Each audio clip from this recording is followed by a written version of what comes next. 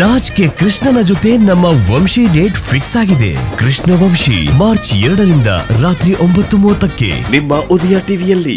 ಆಗಲ್ಲ, ಇವತ್ತೇ ನೀವು ದುಡ್ಡು ತಗೋಬೇಕು. ಇವಾಗ್ಲೇ ಸೂರ್ಯಾಸ್ತ ಆಗೋದ್ರೊಳಗೆ ತಗೋಬೇಕು.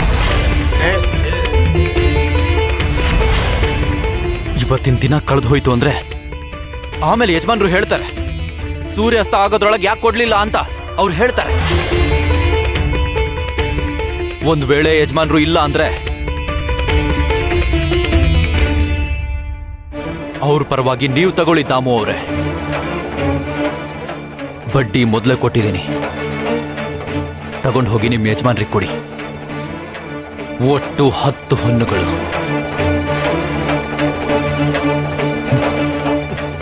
ಲೆಕ್ಕ ಹಾಕೊಳ್ಳಿ.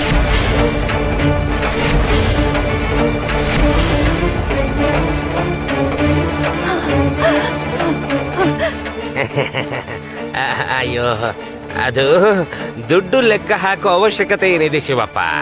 ಅದು ನೀನು ದೊಡ್ಡ ಪಾಂಡುರಂಗನ ಭಕ್ತ ಬೇರೆ, ನೀನು ಪ್ರಾಮಾಣಿಕತೆಯನ್ನು ಅನುಮಾನಿಸೋದಾ? ಅಯ್ಯೋ ತಪ್ಪು ತಪ್ಪು. ಇದನ್ನ ತಗೊಂಡು ಹೋಗಿ ಯಜಮಾನ್ರಿಗೆ ಕೊಡ್ತೀನಿ. 10 ಹೊನ್ನುಗಳಲ್ವಾ? ಅವ್ರಿಗೆ ಇದನ್ನು ಹೇಳಿ, ನಮ್ಮ ಅಪ್ಪನ ಹತ್ರ ಅವ್ರೇನ್ ಯಾವತ್ತೂ ಮಾತಾಡ್ಬಾರ್ದು ಅಂತ. ಬನ್ನಿ ಅಪ್ಪ.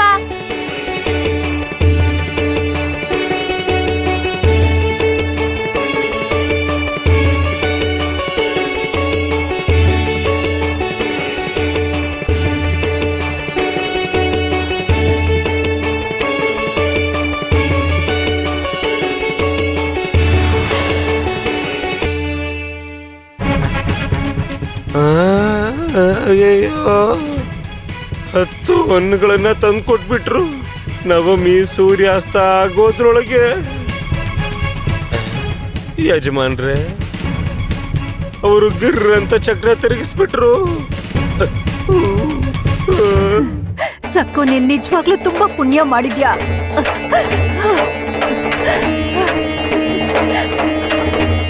ಆ ಪಾಂಡುರಂಗ ನಿನ್ ಜೊತೆಯಾಗಿದ್ದು ಈ ರಾಕ್ಷಸನ ಕಪ್ಪಿ ಮುಷ್ಟಿಯಿಂದ ನಿನ್ನ ಕಾಪಾಡ್ದ. ಪಾಂಡುರಂಗ, ನೀನ್ ನಿನ್ ಭಕ್ತರನ್ನ ಕಾಪಾಡ್ತೀಯ, ಸಮಸ್ಯೆಗಳನ್ನ ಸೃಷ್ಟಿಸ್ತೀಯ, ಅದಕ್ಕೆ ಪರಿಹಾರ ಕೂಡ ನೀನೇ ಕೊಡ್ತೀಯ. ಸಮಯಕ್ಕೆ ಬಂದು ದುಷ್ಟ ಸಂಹಾರ ಮಾಡ್ತೀಯ.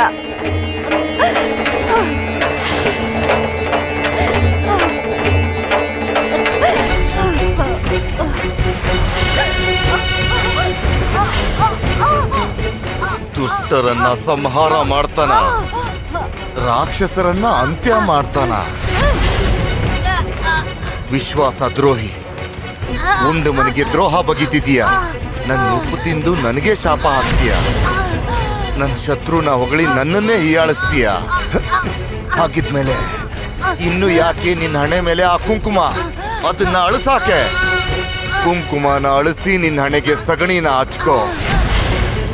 ವಿಶ್ವಾಸಘಾತಕಿ ನಿನ್ನ.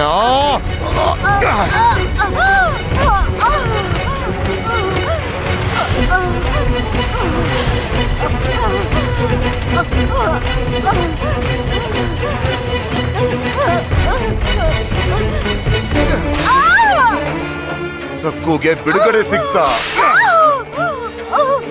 ನಿನಗ್ಯಾಕೆ ಅಷ್ಟೊಂದು ಸಂತೋಷ?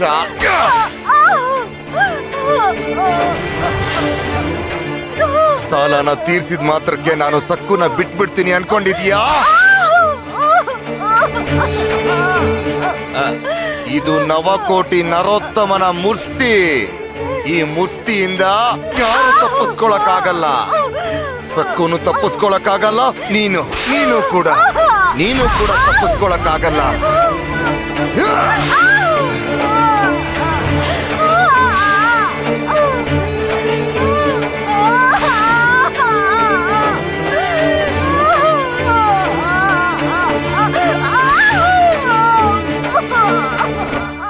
ನೀವು ಪೂರ್ತಿ ಸಾಲ ತೀರ್ಸ್ಬಿಟ್ರಲ್ಲ, ಅದು ಆ ರಾಕ್ಷಸಂಗೆ ಸಹಿಸ್ಕೊಳಕ್ಕಾಗಿರಲ್ಲ.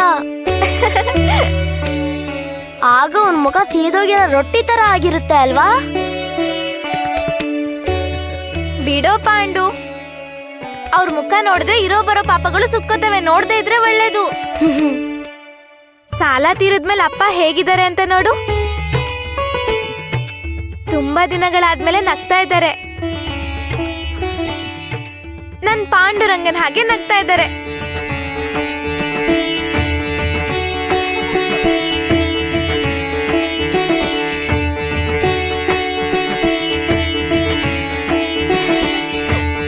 ಪಾಂಡು ಸಕ್ಕು,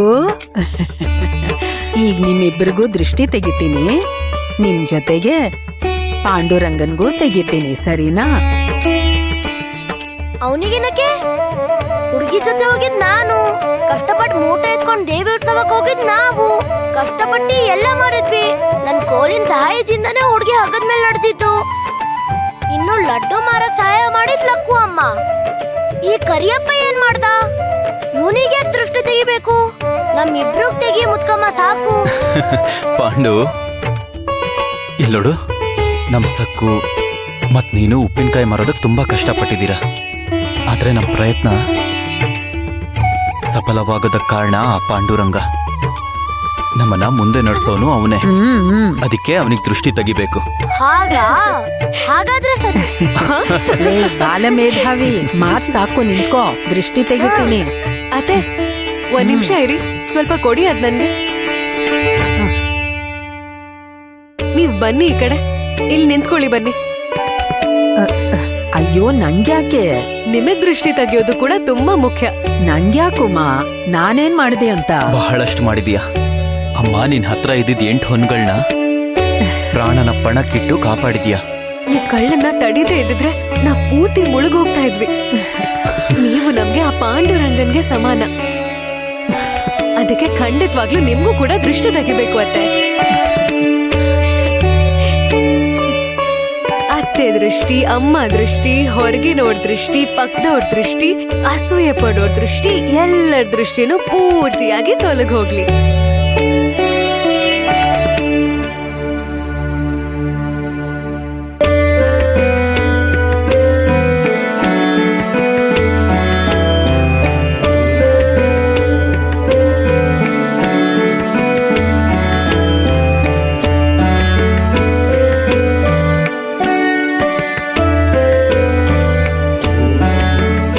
ದೇವಿ, ಅವರು ನಿನಗೆ ದೃಷ್ಟಿ ತೆಗೆದಿಲ್ಲವೆಂದು ನೀನು ಬೇಸರಗೊಂಡಿದ್ದೀಯಾ?